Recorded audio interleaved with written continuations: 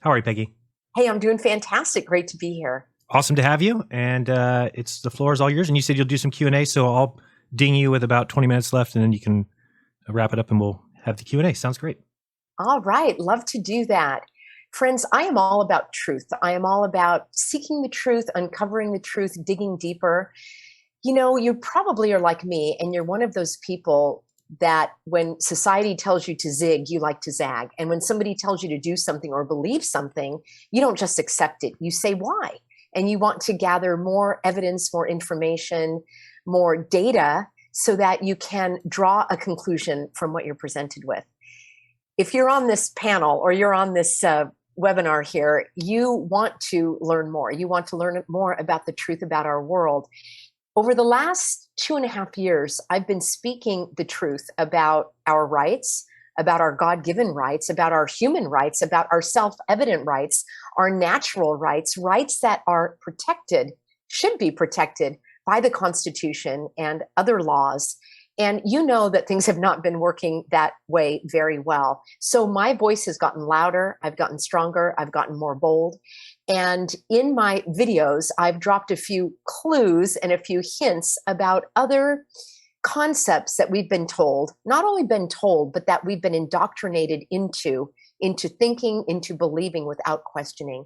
So just for the record, I want to say that in my past videos, I've talked about the earth being stable and stationary.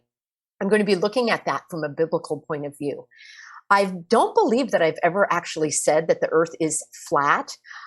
What I'm looking at here in California, there's lots of mountains, lots of valleys, lots of topography, but I personally believe in the shape of the earth as described in the Bible, and I'm going to share that with you in just a moment.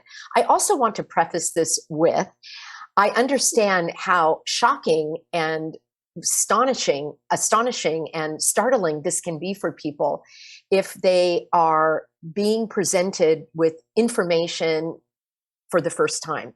Something so important, so kind of taken for granted as our universe, our earth, humanity, our place in the universe. And I use that in quotation marks because, as you'll see, I have questions about that as well. What I value in life is this. I value the ability to expand my mind and to look at different perspectives, to look at data and evidence and personal experience, to value my own God-given conscience. So when something doesn't line up, whether it's something I'm seeing on the news about an orchestrated event, and something within me tells me that it just doesn't pass the smell test, that gift, that quality is called discernment. And it's actually a biblical gift. It's a gift of the Spirit. It's described in the Bible, is what I mean to say. And many people that are in the truth movement have this gift of discernment, meaning they're able to see something that a lot of people don't see. When they're presented with visuals, with information, with data, with articles, with topics, with conversation, they're able to look a little deeper and think, you know, this doesn't match up with either my personal experience, what I have learned, what I have seen. And that prompts a lot of people, including myself, to dig deeper. However, even those of us that consider ourselves as truth tellers, as truth seekers, and people like me who are Bible believing Christians, and people of all faiths for that matter, when we are presented with something that is in direct opposition to what we may have believed our entire life, it's very, very, very difficult to accept. It's difficult to unravel. Think about a time in your own life where you were betrayed. You may have been betrayed by the government, as many of us have. You may have been betrayed by an employer. You may have been betrayed by a close friend, a neighbor, a coworker. Somebody stabbed you in the back. Maybe it was a business partner. Maybe you were betrayed by somebody who even loved you, who cared for you, who maybe even still does. Maybe they have repented of their ways. The reason I'm mentioning this is because it is very, very common in our life where we are going along, believing something, living something, and then suddenly we see, and it is revealed, the truth of reality is revealed for us, and it's very, very, very difficult to accept it. When there is a tragic loss or some type of tragedy in life, one of the very first emotions we have is denial. It's a basic human emotion. It's a natural human emotion. God gave us these emotions so that we have a way to feel and experience and express our interaction with the world. So when something happens, even with the hogwash, as I call it, over these last couple of years, many people have been living in denial. They do not want to believe that the government could have orchestrated this hogwash. They have concepts, and they will refute things such as, well, how could everyone, how could that be? It's not possible that everyone is in on this. Other orchestrated events that caused a great deal of trauma in people's lives. I mean, I think about myself now, and when I was much younger, there were horrible stories that, I caught wind of, even as an 11-year-old, of mass murders and, scary people that were just waiting on the hillside to come stab you at night. And now, as I'm going back and reading through, I see that there was no evidence for that. So many of these stories have been orchestrated to create fear and trauma and to separate us from God. Because, again, I'm speaking from a Christian point of view. There are so many people on board here in this summit that have scientific viewpoints, that have personal viewpoints, that have so much to offer in terms of other data and evidence that they bring. But I am speaking as a Christian. So the number one tool of the enemy is to separate us from God. It has been the goal since day one. And I'm going to be talking a little bit about the Bible. And if you're not a Christian, you've never read the Bible, you can take this just as additional data or evidence, or again, just opening your mind to look at another perspective. When I go through my life, I'm constantly asking myself, how can I look at this differently? Where is there information that I might be missing? Is there an area in my life where I can grow? So I am not here to convince you of anything. I'm not here to, forcefully express my views. I'm here to ask questions and to show from a biblical standpoint the truth of reality, which is evil seeks to separate you from God. So in the Bible, the story goes that Adam and Eve are in the garden with God. They're able to speak to him and hear his voice. So that's another separation. And the serpent comes in and begins to lie to Eve right from the get-go, twisting God's words.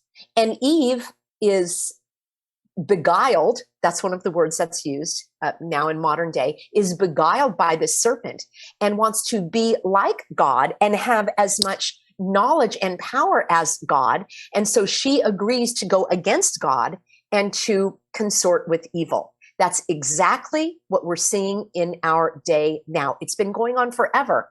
This is what I believe is meant when the expression is used, the oldest trick in the book. Well, it's the oldest trick in the book. I even have a video on my YouTube channel, and I hope you'll join me daily at 5 p.m. Pacific, where I do my live streams. And a very popular video that I spoke on, the topic that I spoke on, is titled The Oldest Trick in the Book. The book is the Bible, and the oldest trick is deception. What is deception? That's what we're experiencing right now. Deception is a little bit of truth, usually on the outside. So it beguiles, it draws people in. And then the core is the lies, the evil. And that's why it's deception. If it was blatant, everyone, including those without a strong gift of discernment, would be able to see it. And that's why in our modern day, so many people have fallen hook, line, and sinker for all of the hogwash. They've been hoodwinked. They've been bamboozled. And that's by design. It's by design because people have lost the ability to question and to dig deeper. And this is basically the definition of critical thinking. It doesn't mean criticizing things. It means looking deeper, asking, why is this? Why not this? Where's the evidence? Where did that evidence come from? Who presented it? What other agenda might they have in order to present that evidence? Who is it benefiting? Who is it harming? These are the questions that I ask myself. Oh my gosh, you do not want to be a person who gives me a book to read, because I do not just accept that book. I will research the author. I will look to see other things that they've read. I will look to see their background, their positions, why they might be doing that. And this is because I just do not take things at face value. And it's interesting because we're going to be talking about the face of the earth and how that's described in the Bible. And I'll be looking at Genesis 1, and we'll be talking about what God's word instructs us. And then I will be looking at many other verses in the Bible. And then I will leave you with one question before we open it up to the Q&A. And the question that I will have for you is actually, well, I'll leave that for a little bit. So what I wanted to, let me just get my lighting here a little better. So one thing that I wanted to let everybody know is I understand the shock and the denial and the anger and the sadness that comes over us when we are faced with information and a new paradigm, a new way of looking at our world that's completely different from what you might have seen. I understand that. I have been in that realm of my life for most of my life. I have seen things. I don't even like to watch TV or movies because I will see things. I will see additional degradation of humanity in terms of men presenting themselves as women and women presenting themselves as men. That's a topic for another day. But the point is, I noticed this as a very young person. Before I was even a teenager, I would look at certain people on the screen and I thought, well, that's a man dressed in women's clothing, although they carried the name of an actress, maybe even winning Academy Awards. And it has stayed with me all of my life. And when I tried to point that out before all of this, gender expansiveness came on the scene, people thought I was crazy. And they said, you're ridiculous. How can you believe that? Oh, you're a conspiracy theorist. You're crazy, because it was colliding. My information was colliding with their version of reality. And the thing about reality is there's only one. There's only one truth and there's only one reality. You may see the circumstances differently. You may see the facts and the evidence differently, but that does not change. So I've been a truth teller for many, many, many, many, many, many years. And I understand that there are people that are not ready to hear that. They don't want to hear that. For whatever reason, their view of the world is such that they do, literally of the world, that they do not want it to be challenged, because it is as if you are challenging their life and their foundations of their life, and it all crumbles. So I do want everyone to know that there is support, that if you are feeling like you're falling off your foundation, as the Bible said, the foundations of the earth is established, it does not move. If you feel that your own life is being thrown off center, that is where prayer comes in. I am a huge believer of relying on God for my strength. It's supernatural strength. You may have a different view of how that supernatural strength is connected to you. But the fact is, God is there. He will answer these questions for you. If you pray, if you read the Bible, if you spend time meditating on His word, if you spend time in silence, reaching out to God, asking God to show you the truth of His creation, He will do so. And I firmly believe that this is a part of how I have come to this knowledge. So a little bit of a background, and then I'll get into the nuts and bolts of the matter. But it's not possible for me to share the nuts and bolts of the matter until we acknowledge the viewpoint and the reality that this is going to be very, very difficult for some people to accept. And I have a video on my YouTube channel called How to Have Hard Conversations. It's extremely important for those of you that are on board with me saying, yes, Peggy, just get to the heart of the matter. I want more evidence. I want more data. I want more things that I can do to share with others. People are not always ready to hear that. What I find the most powerful is to hear what they have to say. So I want to hear from them. I want to hear why they believe the earth is a globe, why they believe that people don't fall off on the bottom, why they believe that we can be spinning without any evidence of it happening. I want to hear their beliefs. I want to hear their evidence. I want them to give me so much until they realize and come to their own conclusion that what they're saying doesn't add up. I want them to prove the existence of gravity compared to mass, which something is heavier, it falls to the earth because it is heavier than the atmosphere around it, which is why feathers can rise and birds can fly and so forth. I don't need to prove it. I want them to tell me. So when we're having the hard conversations, I find it very, very powerful to also open your mind to be exactly in the position of an open-minded recipient of knowledge, just like we're asking others to be. We've seen it again and again and again and again in all of this hogwash, as I call it, over the last couple of years. People like you and me who actually knew that this was a major hoodwink. We knew that they were bamboozling us, that there was no authority for shutting things down, for telling people they were essential and you were not, to telling you to suffocate yourself for the health of others.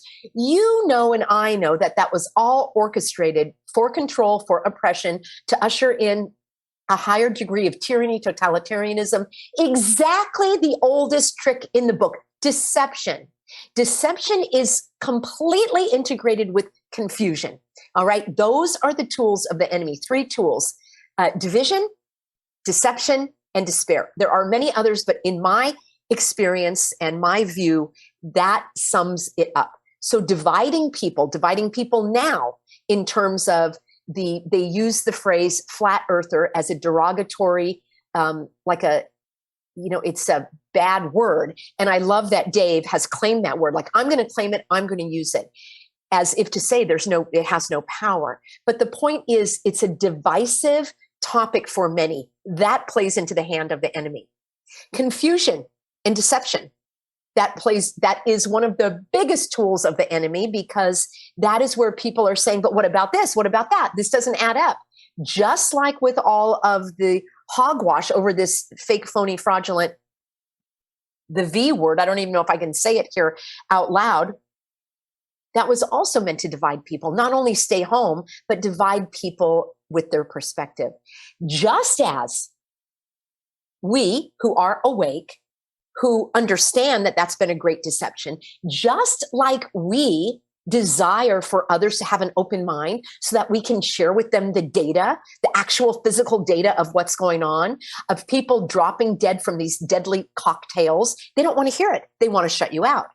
Just as we would like them to be open-minded, I seek to have that same degree of respect and reception when I'm sharing information from a biblical point of view regarding the truth of our world, the truth of our earth. That's all I ask. I don't want you to accept my conclusions. I want you to come to your conclusions based on the information that I'm presenting. So that's where I'm coming from. The final tool of the enemy that I see is the most deadly, and that is despair. That is where people spiral into hopelessness, where they feel that there is no way out. And again, that is where my faith comes to the rescue, because I know that God has my back. I know that He put me here to share His truth. He put you here at this time, in this century, in our history, so that you can be a witness to what is going on, so that you can draw your conclusions and share that with others. I think it's exciting.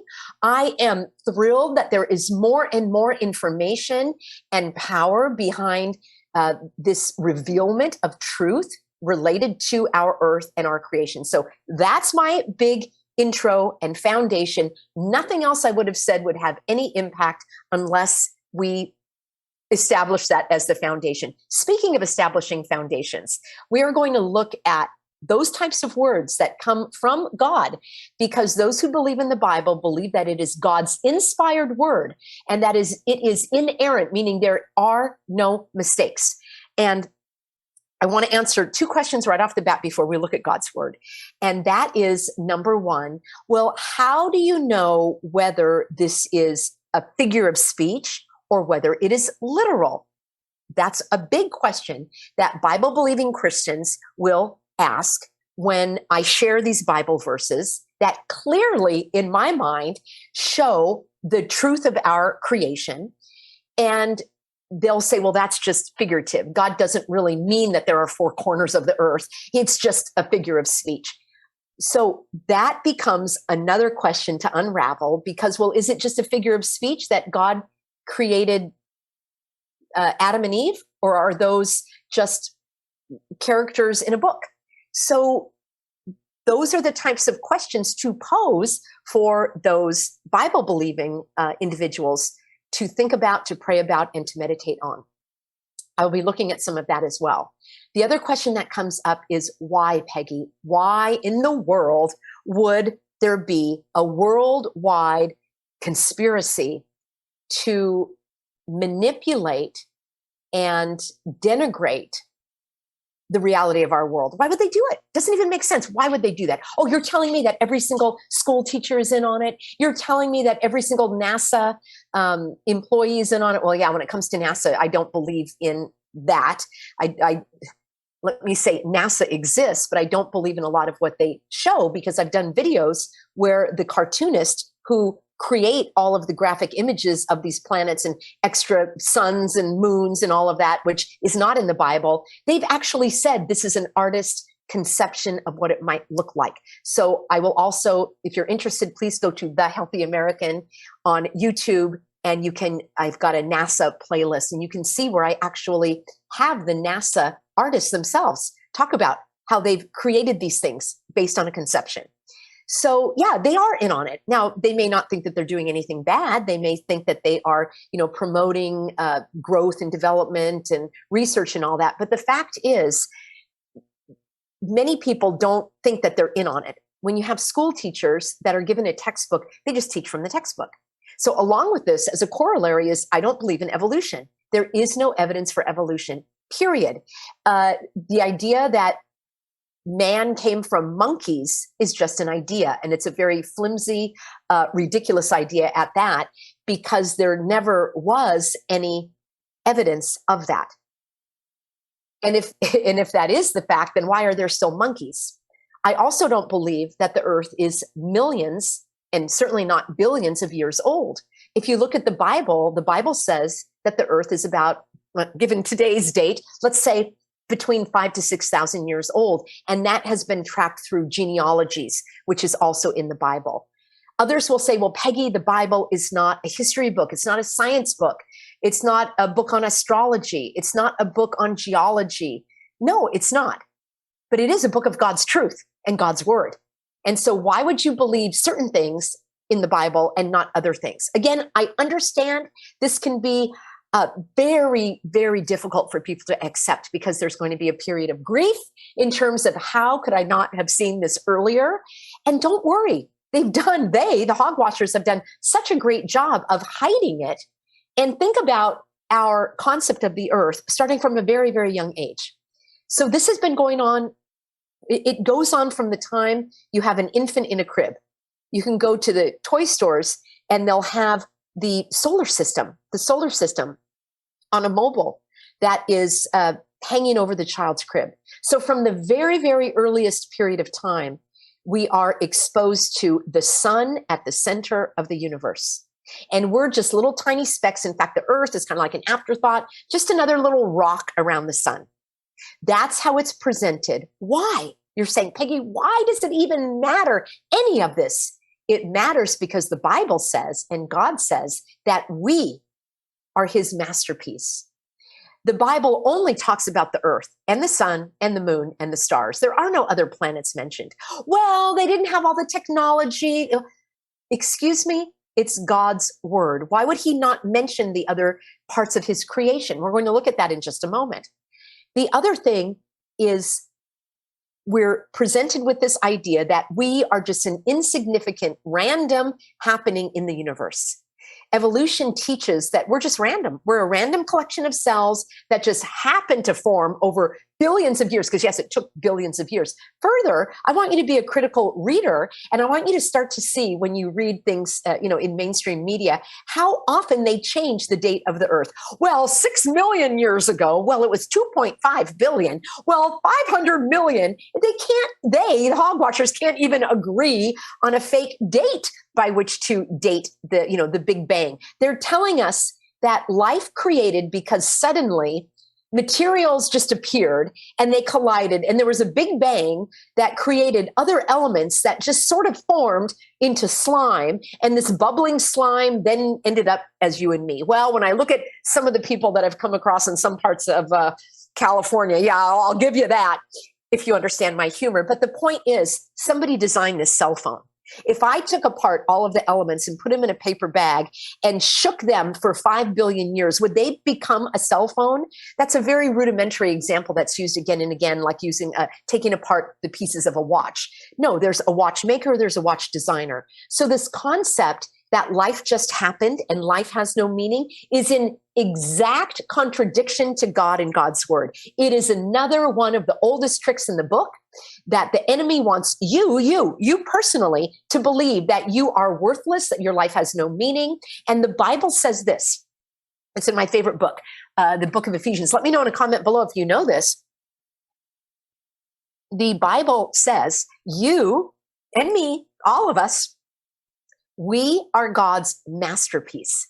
We're his masterpiece. We're his poema, his poetry. God created you and me for things to do in our life before we were even born. Who wants to refute that in the Bible? Any pastors? Any Bible scholars? Anyone else? Who is going to refute that we are God's centerpiece? Why would he put the sun in the center if we're the centerpiece? So the answer to the question why is to minimize and denigrate our humanity, our value to God. Always going back to the final goal is to separate us from God. This idea of the gender expansiveness and boys are girls and girls are boys is to separate us from God. The Bible says God created us, male and female, in his image, period. So everything that we're seeing that's accelerating in our world is designed to separate us from God. When you can understand that viewpoint, and if you do not believe in God, I've said it before, I'll say it again, do not worry because God believes in you. Don't wait for me. I'm not an evangelist. I'm not going to proselytize. That is not a gift God gave me. He gave me the gift of teaching and discernment. But better than any of that is for you to ask God yourself, to say, God, I don't know if you're out there, but I would like to know. And if there's a sign you can show me or a way that you can direct me on my path, protect me, give me answers, I'm open. And then you need to be open and wait for that with a sincere heart. And I promise you, his love never fails. So no soul, God wants no soul to be lost to his love. So the reason I bring this up, and I'm speaking about this so deeply, I don't normally do this on my public channels, is because that is the basis of my understanding and my interpretation of the Bible and how that informs my view of the world. So having said all that, let me make one more comment and then we'll actually look at some of the Bible verses and then we'll take a Q&A. That will be so much fun. So we started with the infant in the crib and the little toy right above with the sun and the moon and the planets and all of that. And then the infant becomes a toddler. And what's next? There are books and probably songs and puzzles where you put the pieces of the puzzles together. There are so many. Just do a search on the internet right now for, children's books about the solar system. And you'll see it's just pushed again and again and again and again. Now, if it was self-evident, it wouldn't need to be pushed so much, in my view. Let me give you another example. All right, there are 24 hours in a day, give or take a minute, right? Let's accept this as a fact, as a truth. 24 hours in a day, and that's also biblical. There's light and there's dark, and God made it that way, which is also how I know that the earth is not billions of years old, or there was no gap between God creating the earth and then humans coming on the scene, because God says that half of the day was light, give or take, half of the day is dark. Things could not grow or thrive if we only had like 5,000 years of light or 5,000 years of dark. So it actually does make sense. If we take a fact, like there's day and night, there's 24 hours in a day, that's not pushed upon us in classes in school. It's a given. It is not reinforced with movies, with song titles and lyrics and books and, the History Channel and Carl Sagan and all of that. That is, and I'm not saying those people aren't sincere. They also fell for it.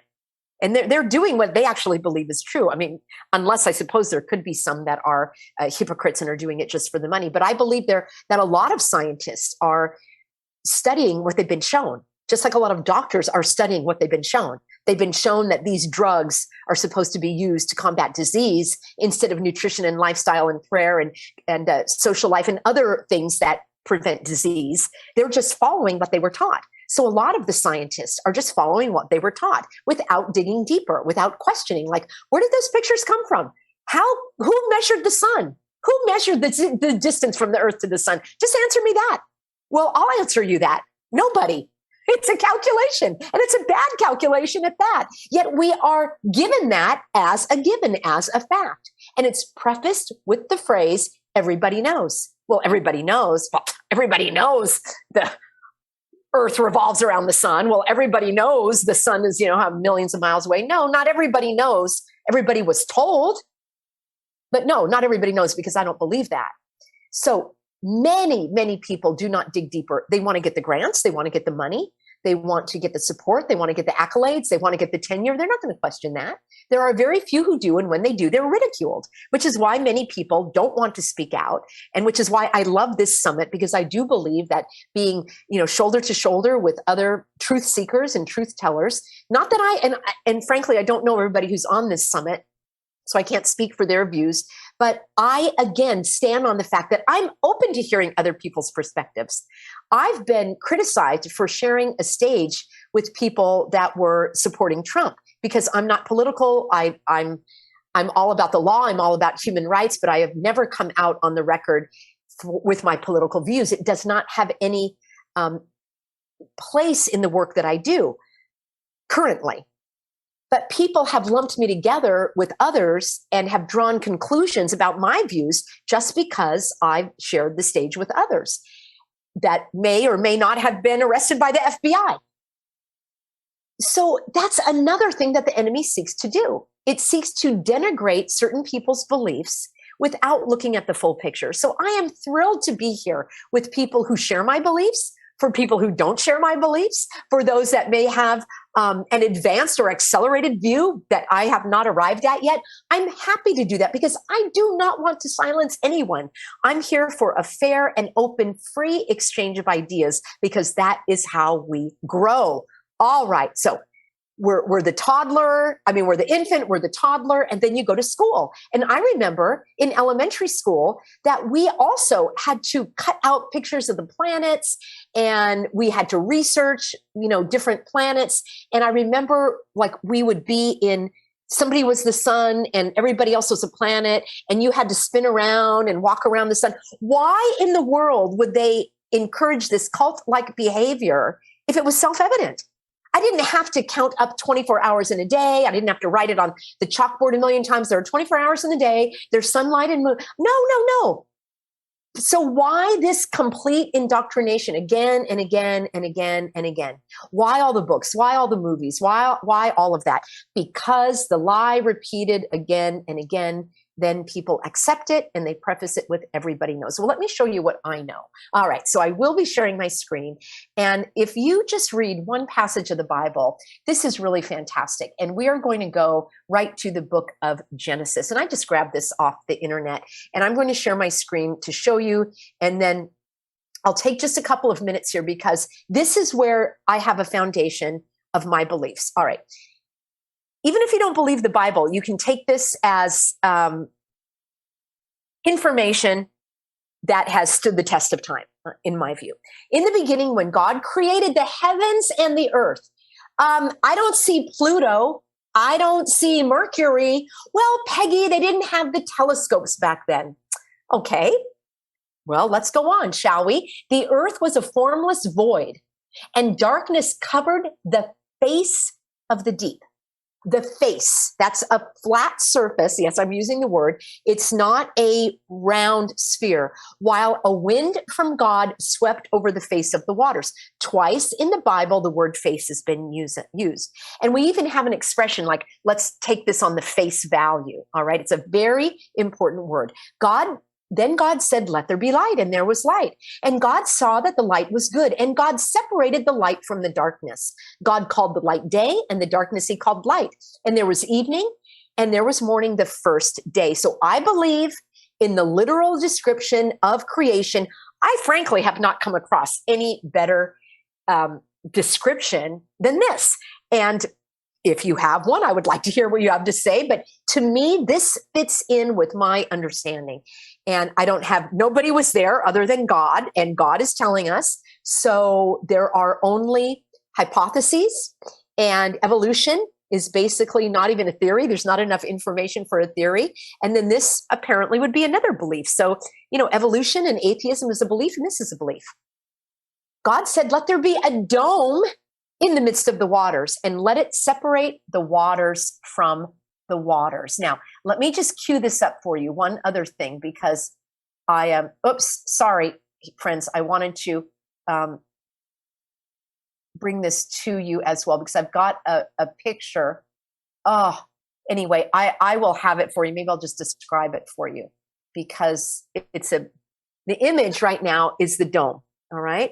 And when you think of those kids' toys. Interesting. There are clues hidden in plain sight. Think of those kids' toys. We're filming now. We're coming into it's November. We're coming into holiday season, and you've got those snow globes, right? You've got a globe, and you shake it, and the snow falls. So that actually is a type of a dome. You've seen, and I don't have it queued up for you, but I'm sure some of our other presenters have mentioned it, that you've seen, like Google in California is making a dome. So they hide it in plain sight, and then they rub your noses in it. And there are other, like Logan's Run was a movie where they were living under a dome as well. And when you look at a rainbow, it has a dome shape. Why is the sky blue? Because when you look at a swimming pool, the water also looks blue because there are waters above us. And that's what God says. So let me keep going here. I'm going to continue. Sharing. And let there be a dome in the midst of the waters, and let it separate the waters from the waters. So God made the dome, and he separated the waters that were under the dome from the waters that were above the dome. And so it was. Friends, God called the dome sky. I mean, I don't even need to keep going, but I will, because there are so many passages in the Bible that continue to talk about this, but this is the most important. And it was so. God called the dome sky. And there was evening and there was morning the second day. So God created the dome. And God said, let the waters under the sky be gathered into one place, and let the dry land appear. And it was so.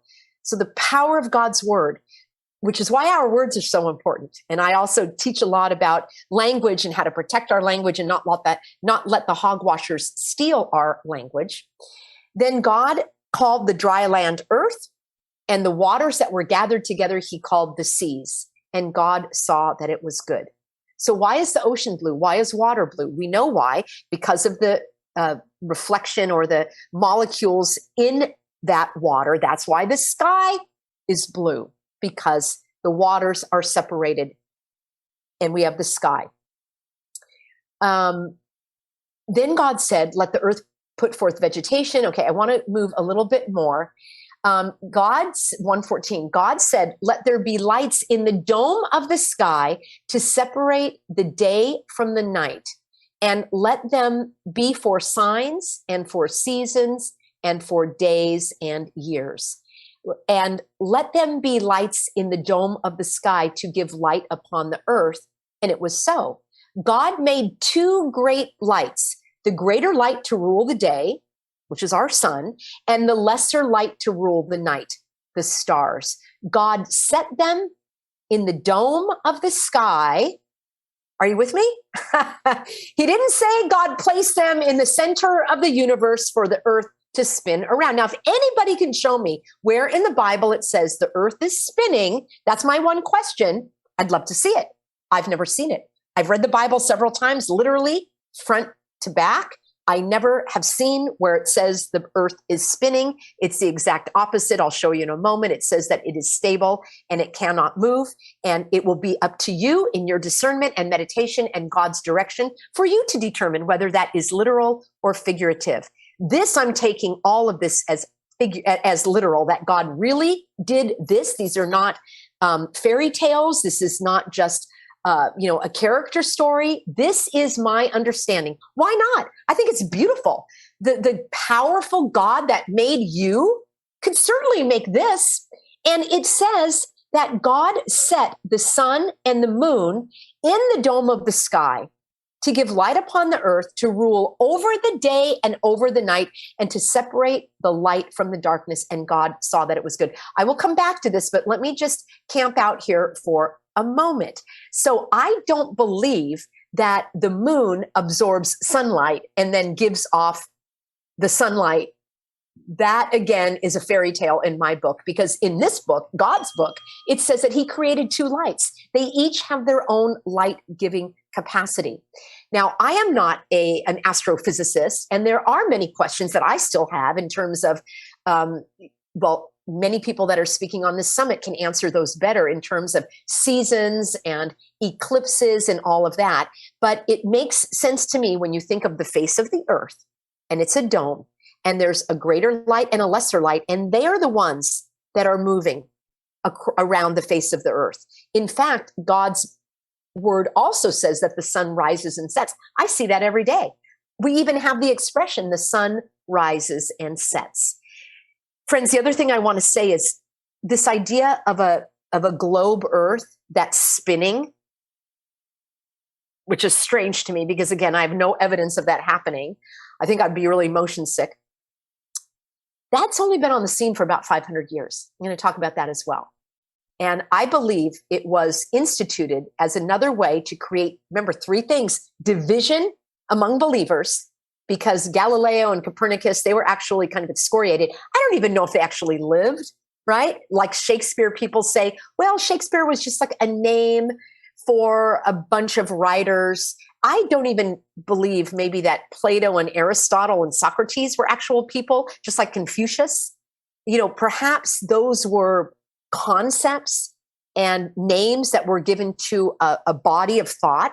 This is where my mind goes. Do you agree? Or do you just accept what is given to you? So I don't even know that Copernicus and Galileo were real people. Maybe they were. Maybe they weren't. Maybe they were, because I wasn't there. And and I know how they can change material as the time goes by. But the fact is, it was only about 500 years ago where this idea was ushered in, that we are not the center of God's creation, that the sun is the center. And let me also say this. Prior to Christ's arrival on the scene, many of these other cultures and belief systems revolved, I'm going to use that word on purpose, revolved around worshiping the sun. Sun worship, helios. You go back to the Greek, to the Egyptians, to the others, Romans, there was such a worship of the sun because it was such, and it is such an important part of our life. We cannot have life without the sun. So I can see why that would be common for people to want to do that.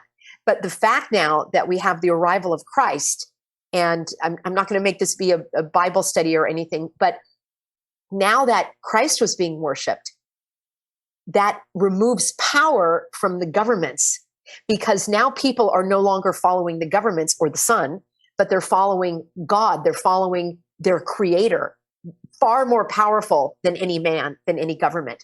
And the governments did not like this. They wanted, and they still want, you and me, all people, to be dependent on the government, to remove God from one's life, because that faith is such an important life-giving aspect of life that when you remove that by saying, oh, no, you're just a random accident spinning around on a rock with other rocks around the sun, it's like, oh, gee, I feel so small. That's exactly what they want you to feel.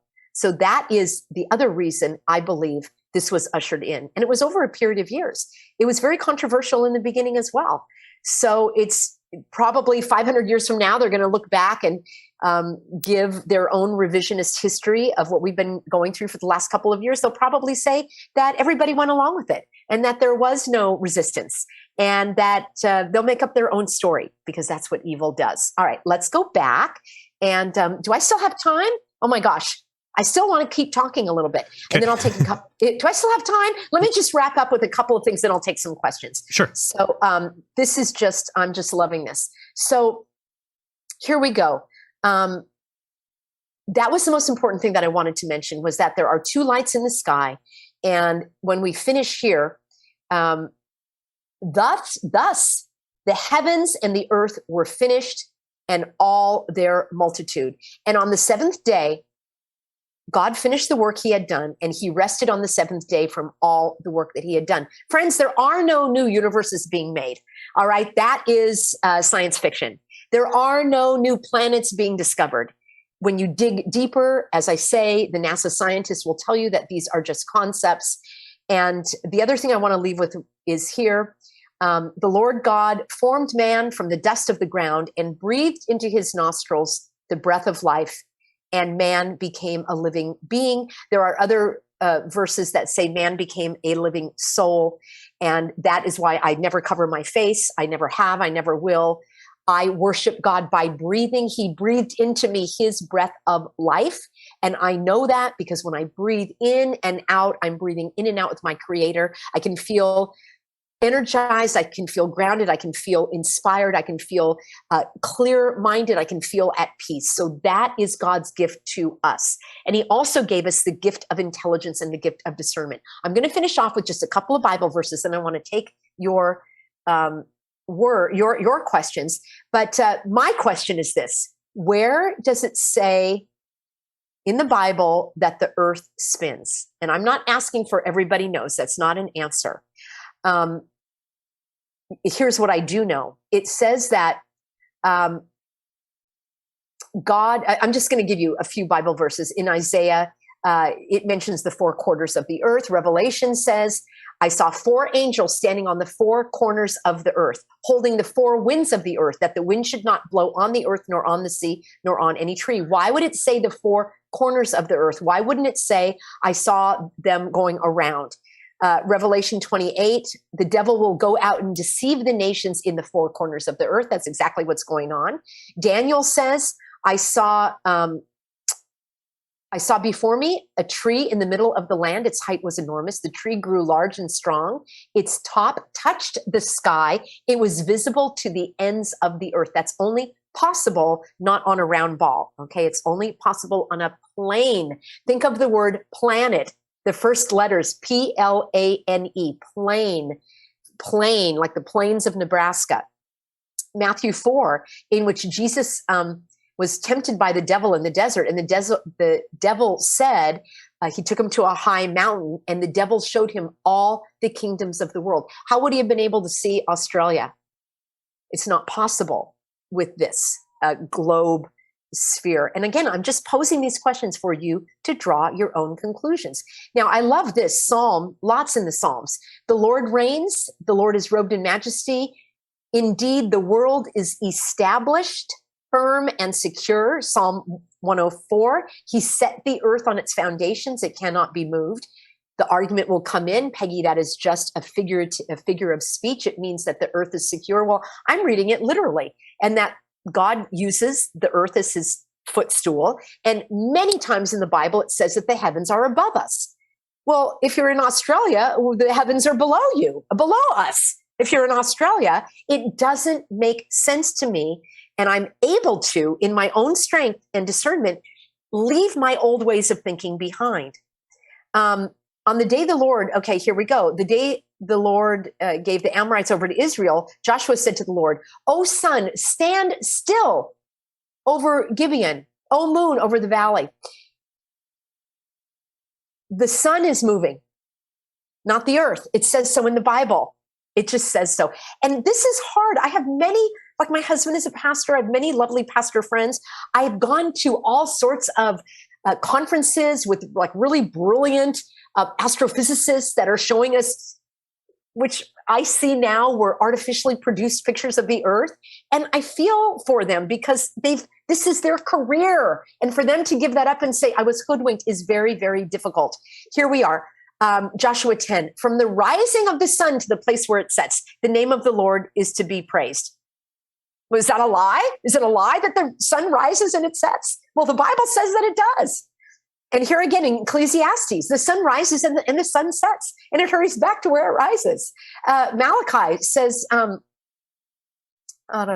again, the sun rises to where it sets.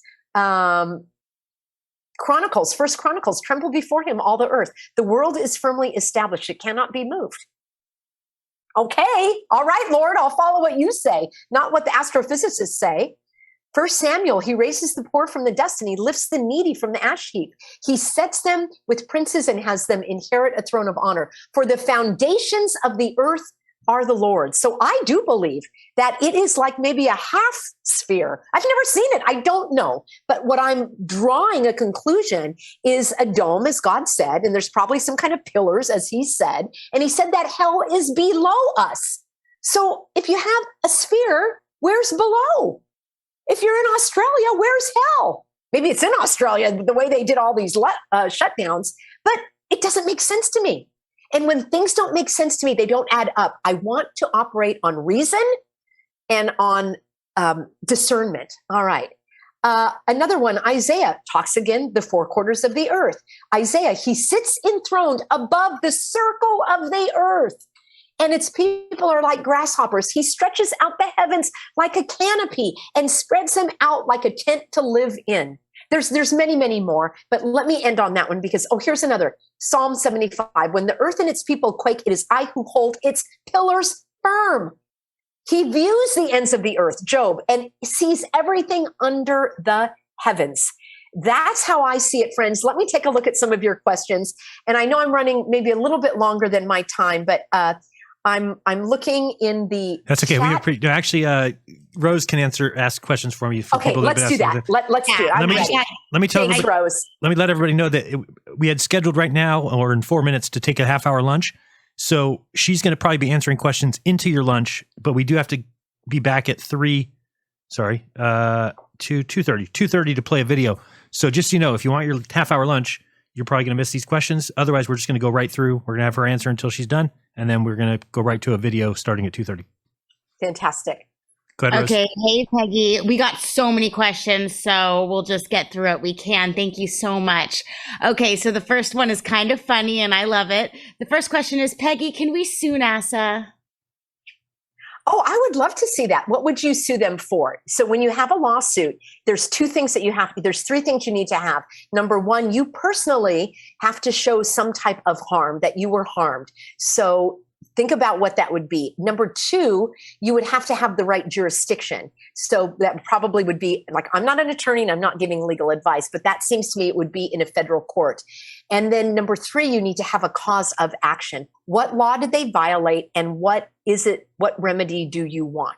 So I think it would be amazing to find an attorney, or you don't need an attorney to bring your own case forward. So I would love to know the answers to those questions, what you would sue them for. Okay, awesome. Thanks. And now here's another interesting question. Have you read the Book of Enoch? And what do you think? I have not read the Book of Enoch, and I definitely will because many people have told me to do so. So after I do, I would love to share with you my impressions. Excellent. We know you will. Now, we do know a lot of people ask very specific questions, so I let them know during your presentation that you do offer consultations. And a lot of people might not know your background, so why don't you go ahead and just let people know what can you help them with in your consultations that you offer on your website, thehealthyamerican.org. Yes, absolutely. Over the last 2.5 years, I have helped people keep their businesses open. I have helped college students get into college without getting a jab. I've helped people keep their jobs by keeping their body pure. So my husband, Pastor David, and I are basically known as the leading experts in your civil rights education and giving you all of our strategies, tips, and techniques so that you can function in this society without giving up and giving over your freedoms. Even if you've been vaccinated before, we've helped people that have gotten 2 COVID shots and they've gotten exempt from the booster with our help. It was the work that we did that got Southwest Airlines to get rid of their vaccination requirement and to stop putting people on unpaid leave. It was the work that I did that got Amtrak to make their vaccine requirement be voluntary. We have been fighting against Kaiser and so many others. So we've helped thousands and thousands of people with our free educational videos all over on YouTube. And those that want to work with me privately to review your materials, you have questions, you want prayer from Pastor David, all of those things we can do for you, personally, if you're interested as well. So my background, I've got a bachelor's degree in political science. I've got a master's degree in international law and policy. I've lived all over the world. I'm the former director of teacher education at the University of California, Irvine. I've worked in higher education for years. I've seen the corruption. I worked actually for the federal government in my early years when I was going through grad school, and I saw things that opened my eyes at that point. I worked for the Department of the Navy. Was my red pill moment. I was 25 years old and I thought, I cannot believe what I'm seeing. And I've spoken about that at great length in some of my other videos that are available for you on the YouTube channel. So I came on the scene in 2020 when all of this happened, and I made a video called "The State of Emergency in California is Null, Void, and Illegal." And I broke down the actual Emergency Services Act in California, showing that what the governor is doing and has been doing is wrong. I'm actively engaged in a lawsuit right now against my county of Orange County, California, because they are violating the law by keeping this emergency going. I'm not actually asking the court to issue an ending of the emergency. I'm requesting the court to tell that county to follow the law, even in an emergency, because the emergencies will never end. They just called a second emergency in Orange County. So many people have supported me financially in that lawsuit. It's very expensive. I am not going to give it up. And basically, I speak all over California. I've done, oh my gosh, probably hundreds and hundreds, and if not thousands of interviews and Zooms and summits like this over these last couple of years, all based on serving you solutions on how to live through this season of tyranny and oppression. So that's basically it in a nutshell. Somebody said they don't recognize me without my glasses on. I'm actually out. I'm not in my own home today. So I forgot my glasses. And they're like, that doesn't look like Peggy. I know. So true. Oh. Okay. So everybody go to our website. That's where you can find her, thehealthyamerican.org, and the YouTube channel. I highly recommend checking out the tab Freedom Learning for Parents. And there's also a free document section, which is so useful. And, that will save time with the consultation. So now let's get into a flat earth centric question again. Let's get back to the topic here. I like this question because flat earthers fight about this. It's a point of contention. So here it is. During the daylight, if the moon is visible, it appears sometimes to be see-through. The darker parts of the moon look blue or missing. What are your thoughts? Yeah, well, when I go to the Bible again, and it says that God created two lights. And when I look at a light bulb, it's see-through, right? You can unless it's been painted, you basically can see through it. So it makes sense to me that the moon is not made out of rock, and it's certainly not made out of cheese, as we were told as kids. And this is another of the great mysteries that I don't know that we are going to, I would love when the day comes that we will see evidence of that. I don't have any evidence that man ever went to the moon. I think that's pretty much a done deal. I think most people realize that it doesn't add up what we were told in terms of, like, I can't even make a cell phone call to somebody when I'm driving through the desert. How in the world could somebody have made a phone call to the moon?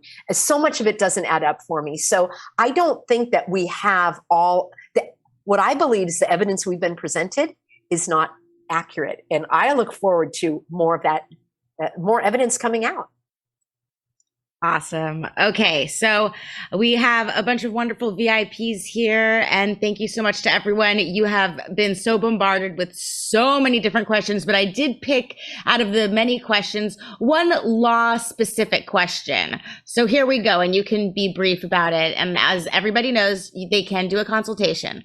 So do you think property taxes imposed on someone's private house only used for shelter as a necessity of survival is lawful, or is it a deprivation of constitutional property rights actionable under Title 42, 1983, which I think is not really applicable because that's a public accommodation. But anyway, I'll keep going here. What laws could the county possibly rely on to take people's houses over only a few $1,000s? Wondering if you've ever pondered this legal topic.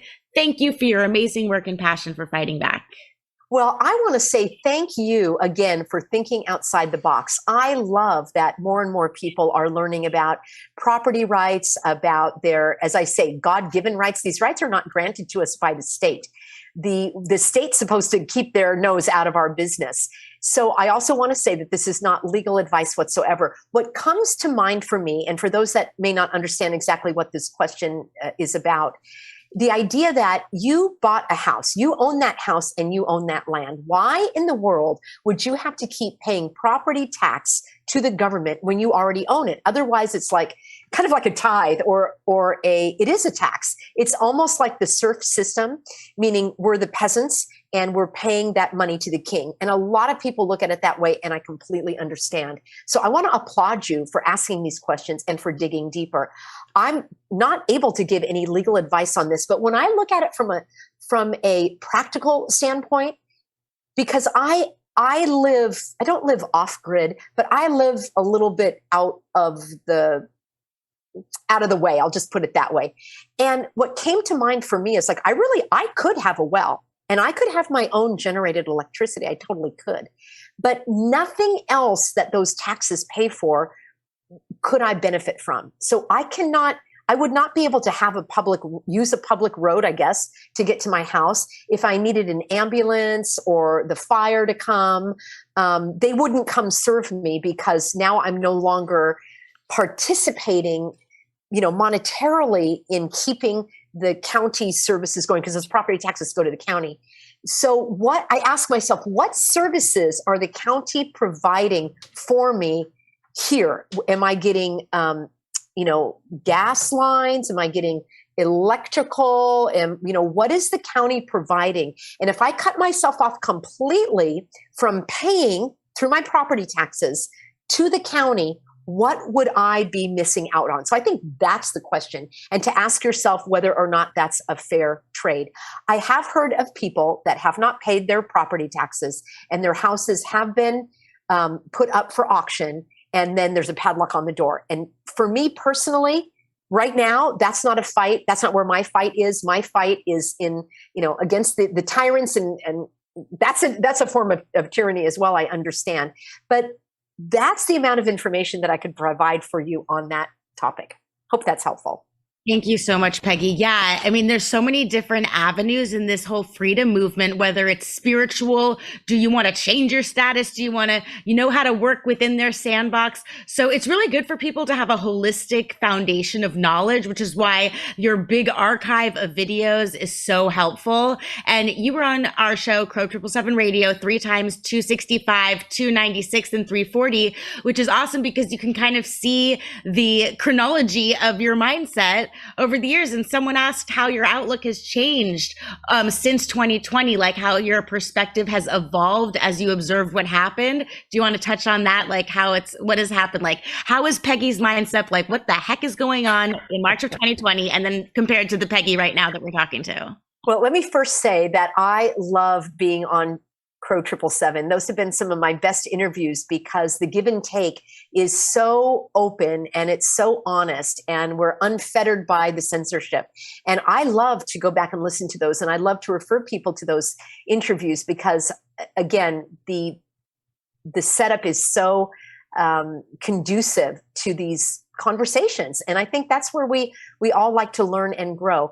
I will say that I was a bit naive at the beginning of 2020, even though I've been awake all these years. And I've known, as I say, from a very young age that things are not always what they appear. I saw a lot of shenanigans. I've worked for the federal government, the state government at the state of California when I was at the university. I've worked for a type of quasi-county government at the community colleges, and I've worked for the city. And I have seen again and again and again and again bureaucrats that are in those jobs because it's perfect for them.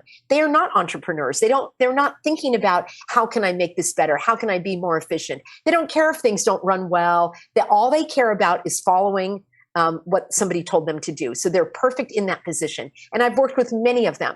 And that's part of the reason I've been an entrepreneur all my life. I've had my own companies, and I've done a lot of different things because I don't want to be dependent on an employer. And I always recommend that for people when they're going through their religious exemptions, which is not a request, by the way. You are invoking, you're notifying them of your God-given right. You're not asking permission for anything. We just are helping you with the legalities of it.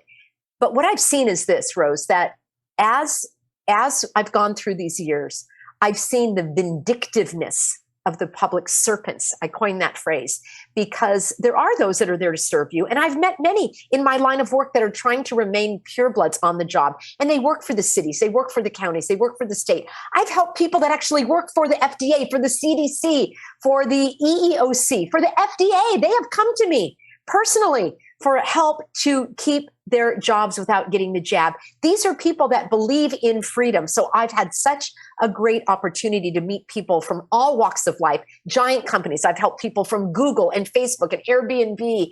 I mean, the IRS, Department of Defense, Homeland Security. They are saying, I don't want to go along with this. So on the one hand, I've grown and evolved to say, not everybody that works in government is bad. I really like that. I've seen that there are many people in the government, in high levels of the government that I cannot even divulge right now until their cases have been resolved. I'm like, this is amazing. I'm talking about Navy SEALs, and I'm talking about high federal agencies. And I'm like, this is stunning. And I have to do it on confidentiality. So that was encouraging to me. What was discouraging to me is the vindictiveness of the public serpents that rather than say, oh, you caught me, I had my hand in the cookie jar, you're right, the law is clear. What do? They double down. So in the county of Orange, because the judge already said, I basically have won. And the judge said to the county, you have to follow the law. I want you to come back in front of me December 1st, a couple of weeks from now, to show me that you've been following the law or show me why you don't have to follow the law. So basically, they should have taken the path of least resistance and said, well, okay, well, we're sorry. What did they do? They doubled down. They declared a second emergency. But this is the level not only of their vindictiveness, but of their decrepitude, which means they are devolving. Their ability to think and to strategize is actually crumbling. And we're seeing it before our very eyes. The house of cards is crumbling. More and more people are awake. My naivete of, I just have to show them the laws that they're violating. I'll just come and speak in front of the board. Oh, no, that doesn't work. You have to sue them. And not only do you have to sue them, you actually have to ridicule them. And what I mean by that is point out point out the reality of what they're doing and how ludicrous and absurd it is and how ludicrous and absurd they are. And that is the only thing they really respond to is if it harms their ego, their power, or their pocketbook. And that is where you go after these public serpents. So in terms of me speaking more broadly on topics like the orchestrated fires, the fake drought, the chemtrails, you can't change your gender. It's not possible, although many people are presenting themselves as such in politics. They're like, the first transgender was elected in whatever. I'm like, no, there are plenty of them already. They're just not telling you. So I've seen this for years. And the truth about our creation for years. I just never spoke about it openly. Number one, I didn't have a platform to do so. Number two, my work in the early years of all of this was putting out all the fires, helping people keep their companies open was a big part of the work, getting the kids out of the public schools, and now helping people remain a pureblood by understanding the laws that protect their rights. You don't have to be religious. It can be ethical and moral beliefs. We've helped atheists keep their jobs. We've helped Buddhists and Muslims and Mormons and fill in the blank. So all of my energy and resources and effort has been going to that. And now that the vaccines are waning a little bit, although we are helping a lot of people with the flu vaccine, more and more opportunities are becoming available to speak more broadly on the grand deception that all points back to separating you from God, from denigrating God's greatest creation, which is you. Every single one of those things that you can look at points back to minimizing the individual, magnifying the government, giving power to where power shouldn't be, and harming your soul in the process so that you feel you have no hope. That's what I fight about. I'm going to continue to speak out about it because that is what it's all about. Awesome. Okay, well, Jaron, I don't want to cut in any more time into Crumb his because he was going to play music for the lunch break, right? Should we wrap it up, or I think there might be one more question, but where are we at, Jaron? This is your gig. Or maybe he went to go have lunch. Oh, well, I'll tell you what, before I do this, I did see a couple of comments here that I wanted to also comment on. Somebody mentioned that this class called How to Win in Court. I've got that on my website. You can buy it anywhere, but if you go through my link, it does support the work that I do. So it's at thehealthyamerican.org. Click on the tab that says How to Win in Court. I've studied that. It is more than the value you get in your investment far exceeds what you invested. And I didn't write it, but my friend Dr. Graves did. Okay. So I highly recommend that everybody check out How to Win in Court as well. Okay, it has my stamp of approval as well. Dr. Graves, he was introduced to us by Alphonse Fagiolo. And so like the whole gang, even Randy Kelton and B. Freely, they have a link. And I'm telling you, everyone, go to Peggy's site and click on that link on our website and take that course, because for $250, you will be able to help all your friends and family forever, and you'll know everything that a lawyer knows, because when they go to law school, they're taught a bunch of BS and maybe 12 pages of how to move the court, like the rules of evidence, the rules of discovery, and how to just play by their rules so the judge does their job. So Peggy, you know what it's about. You've got the link on your website, and you'll see this link posted in all these different places. But for people who have listened to Peggy, go to her website now and sign up. And if anyone has any questions about it, I have a private study group. And the only requirement is that you're a student. So if you sign up on Peggy's website, then you can also contact me and I'll hook it up. Love that. I have 3 principles at the Healthy American: connection, education, action. And the summit and the How to Win in Court, that hits all of the points. That's how we win. We win by standing on the truth, by speaking the truth, by being confident and willing to take what they throw at us, because they'll never, what the Bible says is nothing formed against us shall stand. And that's the confidence that I stand on personally. Jaron, are you back? I'm here. Yay!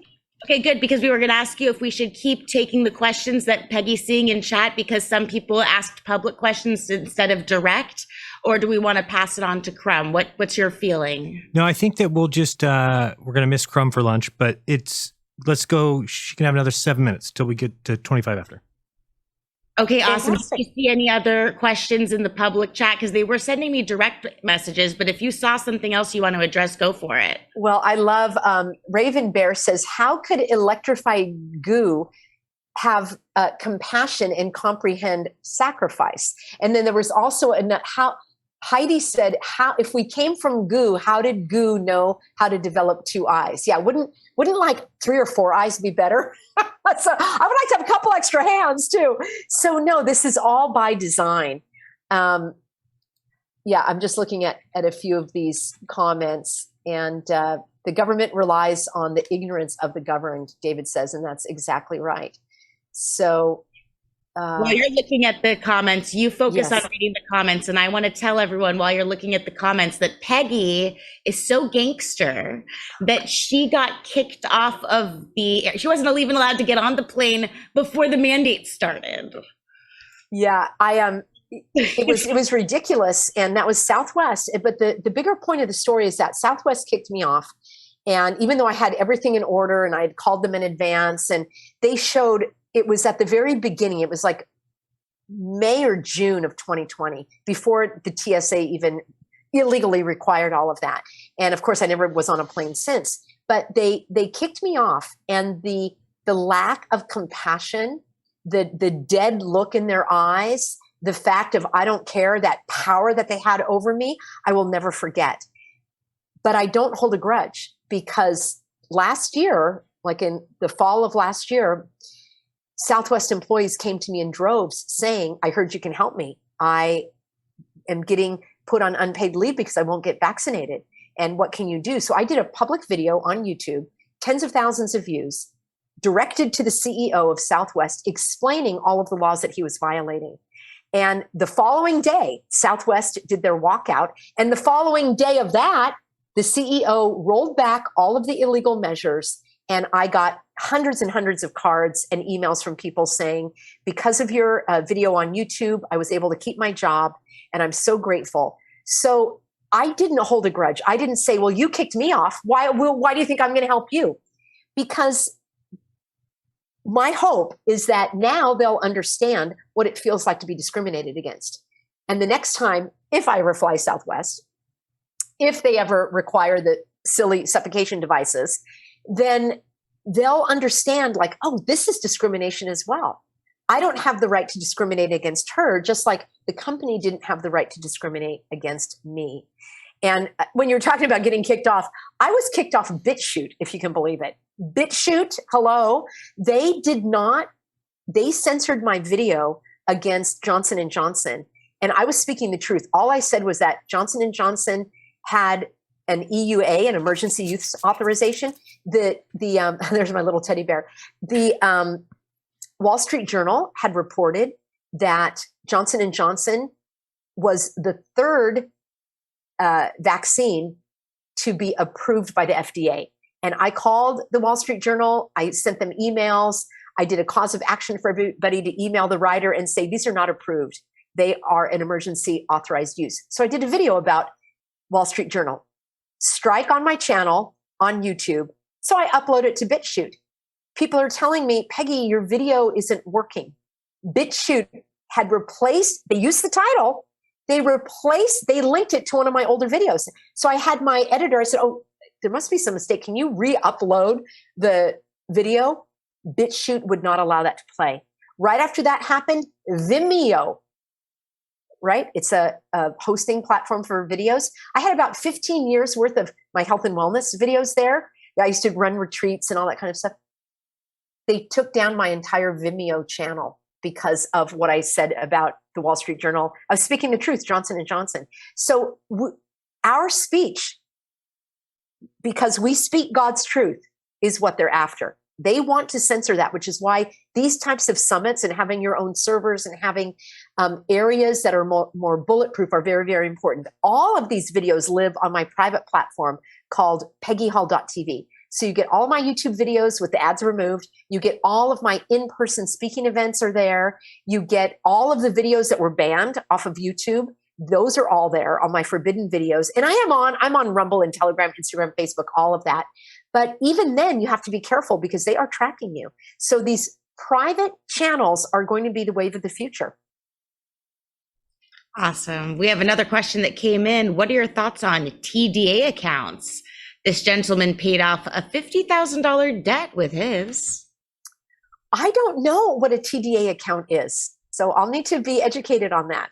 I don't know either. And I've learned about so many different forms. You know, Peggy, earlier you were talking about how you've evolved and your perspectives changing. And you know, we deleted an episode just because the guest shot two people. So, I mean, you know, before the episode, she seemed kind of normal. After the episode, oh dear.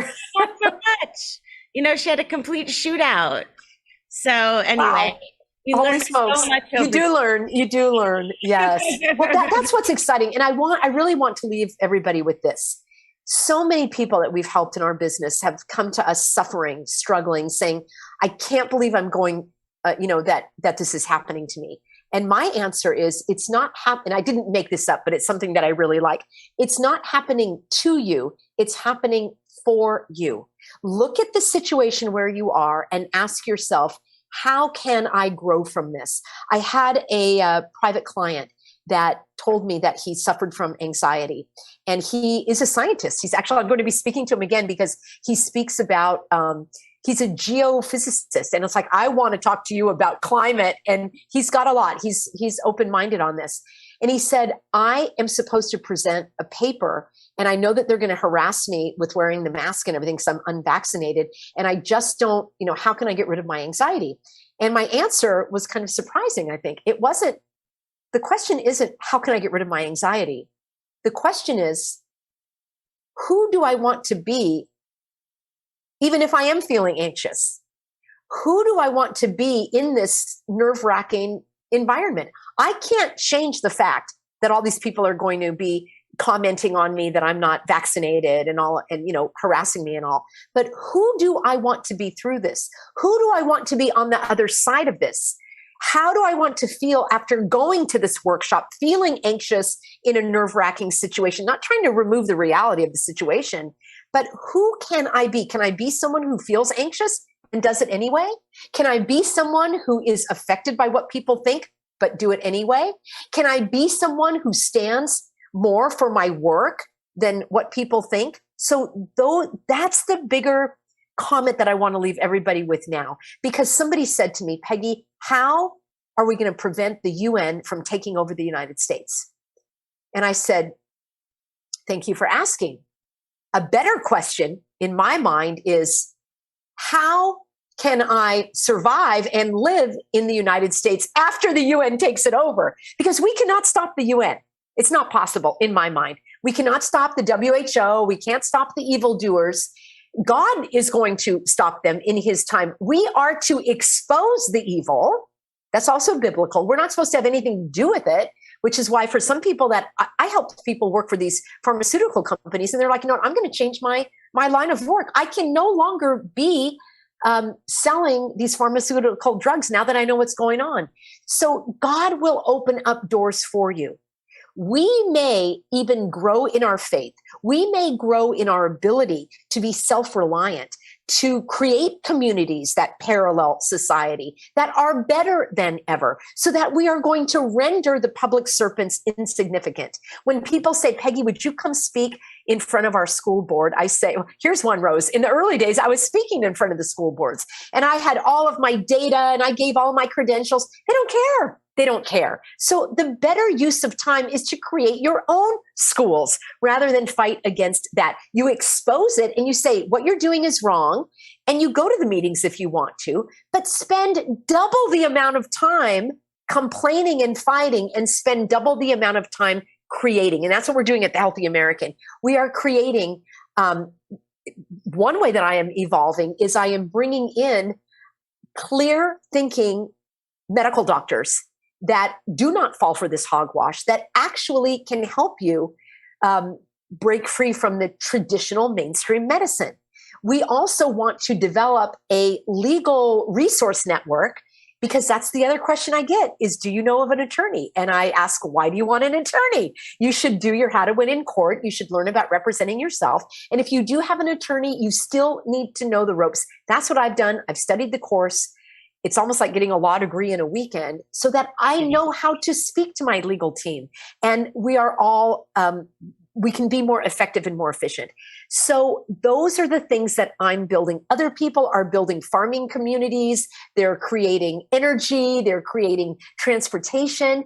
And not one person has to do everything. I don't have to build the farm and the airlines and the schools. I'm focusing on right now the medicine and the legal, and somebody else might create energy stuff. So that's part of the thrilling recreation of society, the way that God intended it to be, the way, and be the person that God intended you to be. I think it's thrilling. Awesome answer. Perfect timing as we're ending here. We did get some clarification on the TDA account, and I'm so glad, because I think this does actually have to do with morality, and it's a philosophical idea, because they paid this off with $50,000, and this is kind of like they paid it off with the trust account. And I would be very careful with these things, and we've covered this to a degree, but we've also heard of people getting in a lot of trouble. So what is your feeling on the whole idea of paying for things and getting things for free, which just doesn't seem right to me on an intuition level? Like, it doesn't make sense to me that in the fabric of our society, we work for things, but at the same time, it's like, fight fire with fire. They're making money out of thin air. Why can't we have access to this? So what's your take on that whole big rabbit hole? Yeah, I would need to do a little more digging on that account and paying things off. But the bigger concept, and a question that I do get from people and comments that I get from people, because I am a public figure and I am on YouTube doing free videos and I'm speaking about freedom. And it reminds me of people in the yoga realm, and that it's still very popular, but let's say, 10 years ago where I live in California, like, everybody's a yoga teacher, everybody's teaching yoga. But the concept was, you shouldn't get paid for yoga because that's a spiritual practice. And, you should be just doing it for the better of others and the good of all. And I always thought, why should yoga teachers not be paid when piano teachers are paid? Voice lesson teachers are paid. If you have a housekeeper, she's paid. Is she supposed to come clean your house for free? Like, I've gone to some restaurants that are owned by patriots. I pay for my meal. So when I do provide tons and tons, thousands of free educational videos. But the fact is, many people value what they've invested in. And I know this summit also has an investment aspect to it. So when I can put the same information on YouTube for free and people don't watch it, or they watch it and they don't pay attention because it's free. And if I take that information and I create a class where I'm teaching it step by step and there's handouts and they can ask me questions, so there's added value, but I put a fee on it of, let's say, $29, $39, more people value that information and are willing to invest in it and study it, just like the How to Win in Court program. So it actually helps the person on the receiving end when they invest in something. That's one thing. The second thing is getting things for free, or believing that people should work for free regardless of the concept, whether it's freedom or yoga or how to start a farm or how to have natural health care for your pets. Everything is an exchange of value. And it might appear as though what I'm doing on YouTube is easy and fun and lighthearted, but I spend all day researching, preparing my comments, answering emails, running the website, sending out newsletters, going on speaking gigs. And I have always said, God will provide. These speaking events, many of them, there's no cash exchange at all. Hopefully, I'm inspiring people to maybe make a donation or something, but I don't pin my work on being paid for it. However, the larger concept is value exchange for value is how the world works. So I paid for my clothing, I paid for my jewelry, I paid for the computer because it was worth it to me to pay for it. But now there are a lot of things that I don't pay for and that what I mean is there are a lot of things that I don't buy because the value is just not there for me. There are certain restaurants I don't go to because I might not like the food or the prices are too high for me. There may be certain areas that I go to or don't go to because I have chosen not to. But the concept of getting things for free rubs me the wrong way. I've been in health and wellness business for many years, and I had a series of videos that back in the day, they were actually DVDs that you could buy and play on a DVD player. And somebody uploaded all my DVDs to YouTube and they were showing them and people were watching them for free. And I made a comment on it to the person. I said, maybe you didn't realize this is actually a product that I sell. And one of the comments below that was, that is so selfish of you, of me, selfish of me to not make this available. And so I'm like, well, who's going to pay? Because back in the day, you had to have a video crew, you had to have a production team. One video cost about $30,000 to make, a DVD. Back in the day, you had to print them, you had to have artwork, you had to have copyright, all of that stuff. So who's going to pay for that? Why? Where is this concept? It's the same concept that people are being faced with now, that socialism is good, that you do everything for others. How is it not selfish of that person to want to have my hard-earned work for free? I had someone else email me and say, I would like you to be, this is years ago, I would like you to be my mentor, because when much has been given to someone, it's their obligation to help others. And I said, wait a minute, what was given to me? To explain what was given to me. You mean all of the seminars that I invested in, my time and my money, all of the School of Hard Knocks where I made mistakes and, had business deals fall through, that was given to me? Again, I'm all about asking questions. This phrase that something was given to you. Well, God gave me life and I'm grateful. And he gave me the gift of teaching. And I hope to honor him by teaching and sharing my knowledge. And he gave me the gift of discernment. And that is where I'm standing. And that is, I'm getting this really interesting light here. Wow, that's really interesting. The light is just You're glowing now. You look like you got a halo I'm around glowing. I'm glowing. This is crazy. So anyhow, there you go. I'm perfect speaking timing. about God's light, and it's coming through. And that's what I stand on. This is wild. It must be the light here from the window, but holy smokes, that's crazy. You look like you're glowing. Well, thank you. We really appreciate you being here, and thank you for going extra time. We do appreciate it. Thank you, Rose. And we totally agree. I saw somebody yesterday comment on this event, and they said, we watch all these guys for free every day. Why would we pay $50 to go see them? And it's like, do you realize what you just said?